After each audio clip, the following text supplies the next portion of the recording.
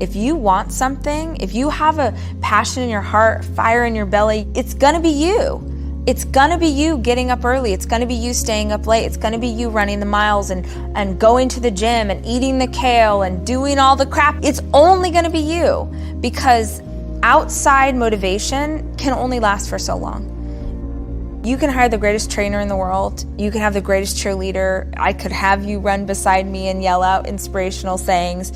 But ultimately, it's on me.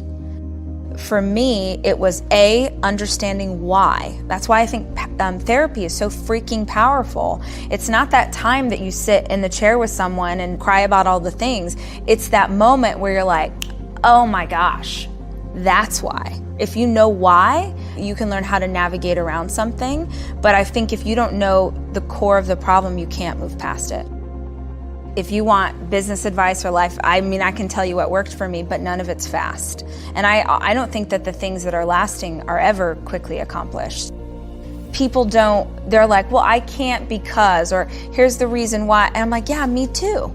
I had all those excuses. And it didn't mean that making the decision to move forward, suddenly it got easier. If anything, making the decision to move forward is harder. John Maxwell said this to me the other day. He's like, movement causes friction, always. And so just because you make the decision to move forward doesn't mean now we're doing it. No, now you've got all kinds of other problems. What are the things I'm not sorry for? And as a recovering people pleaser, I struggled for years with wanting to make sure everyone was happy, and the idea that someone, my husband or my in-laws or my parents, might be disappointed in me was crippling. So I've done a lot of work, and there are certainly areas of my life where I still struggle with that, but there are some areas where I'm savage about it. And one of those for me is I do not care what other people think of me for having goals and dreams for myself. You can't give anyone ownership of what is going to happen with you.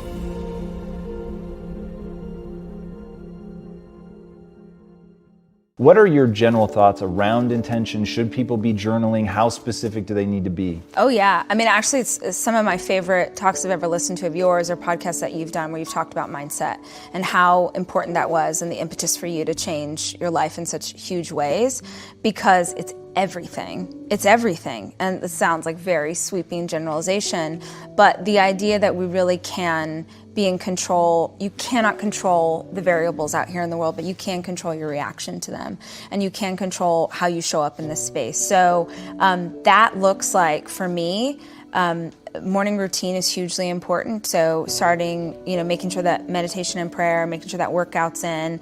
I do Brendan's planner. I do my own journal. So I had this habit for years where, just as part of my to-do list, every day I would write down the dreams that I had for my life, and I would write them down as if they had already happened. I had heard that years ago at a conference. Someone said, it's if you say like, I'm going to make $1 million this year, all your brain hears is going to, and you already have a bunch of other to-dos, so why does this sentence stand out? But if you said, I have $1 million, and you're nowhere near that, it makes your brain sort of wake up and take notice. And so every day for years and years and years, I did this practice, and it is insane if you go read my notebooks from 5 years ago. It's the life I have today. It's absolutely crazy insane. And that's not like, oh, I wrote it down and so it happened. It's, I wrote it down every single morning, and so every single morning I reset my intention. This is where we're going. This is where we're going. This is where we're going.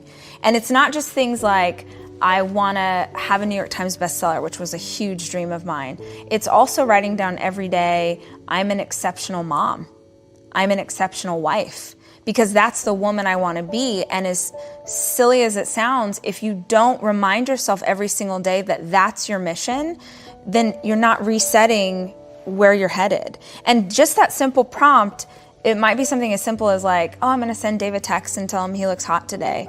Or I'm going to, write a note for my kids and leave it on their pillow so that when they get in bed tonight, they'll find a surprise. It's just the simple reminder of how I want to show up in the world. So that was hugely powerful for me. I also love the idea, and forgive me because I for sure didn't make this up. I don't know who I heard this from, but I don't write to-do lists. I write results lists. Like, what's the result you want? Not the thing you have to do.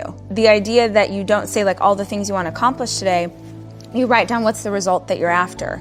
Because, okay, so for instance, years ago when I was an event planner, my to-do list could have been like, send emails to these 10 people, redo their portfolio, blah, blah, blah, blah, blah.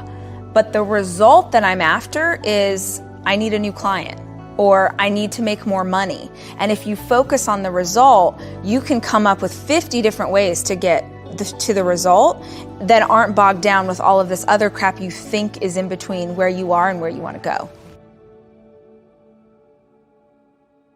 And I just sat in meetings all week with really big companies and people, and they would say, like, what does the future look like for you? Like, what is... And years ago, I would be like, oh, I don't know. We'll see what happens. And now I'm like, Oprah. Like, if Oprah and Ellen had a baby, someone who can make you laugh and then also can challenge you to show up for your own life is... But I couldn't have claimed that 5 years ago or 10 years ago. I would have worried what everyone in this room thought of me, because who says that? What a douchebag. But I might still struggle with, what you think of my hair or my writing style, but I certainly don't care what you think of me for having a dream. And I think that it's one of the things that cripples women most, is they have this desire on their heart, they want to pursue something for themselves, and they're too afraid of what other people will think. They're too afraid of what, like, Marissa from 8th grade is going to think of them for signing up for a half marathon. They're too afraid of what their mother-in-law thinks of them for wanting to start a business. And they just drown in the shame associated with it. And nobody calls it BS. Nobody says, like, wait, we're all dealing with this. And so none of us can step forward into who we're called to be because we're too worried about what you think of us. So excuses were really important for me to tackle, just because I think, love my girls, but women especially, like, we need to call BS. And you need to have someone get in your face and say, like, with all the love in my heart, this is not real. This is something that you've decided to cling to because it justifies why you're still in the same place.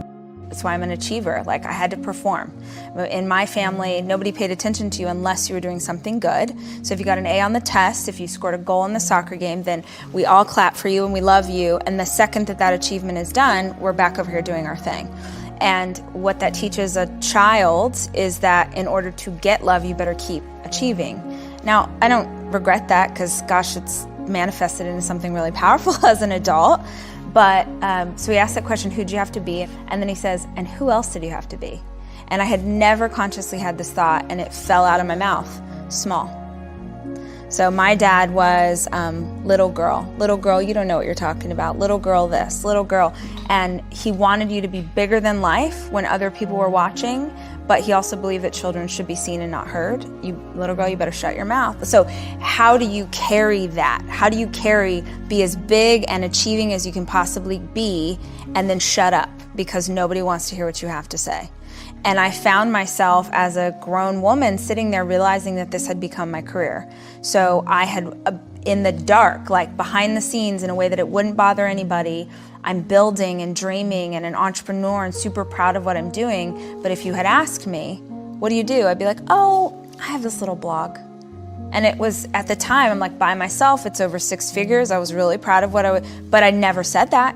Family parties, oh, Rachel, she does a little blogger, she does a little DIY. But I wouldn't claim what I was doing because I just thought I've got to be big and I've also got to be small. So understanding why I felt that way, and also making the decision as a people pleaser that I would no longer seek love from others in negative ways. And the only way I know how to do that is I'm going to be so filled with love myself. I'm going to be so filled with love for my in-laws, for my parents, for everybody else, that it doesn't matter if you love me back. I'm going to love you so hard, it doesn't matter if you love me back. Because if I've got enough love for both of us, then I don't need to try and shape myself into someone new in order for you to approve of me. So those are 2 huge awarenesses that I came to.